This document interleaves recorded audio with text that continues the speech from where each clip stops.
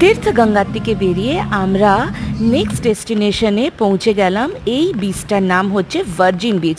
ওইখানকার লোকেরা বলছিল এইখানে নাকি কহো না প্যার হ্যার টাইটেল ট্র্যাকটা শ্যুট হয়েছে। কতটা সত্যি আমি জানি না, কিন্তু বিচটা অসাধারণ ছিল।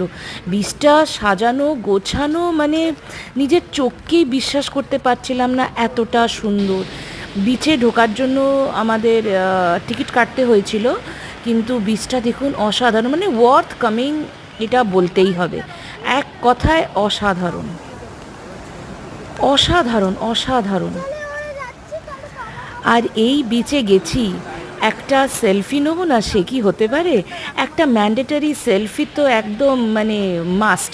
এই যে এইখানে আমরা এই রেস্তোরাঁতে আমরা সেই দিনকের ইভিনিংটা ঘন্টাখানেকের মতন কাটিয়ে এখান থেকে আমরা বেরিয়ে গেলাম। মানে ঘন্টাখানেক আমাদের কাছে একটু কমই লাগছিল, এত সুন্দর।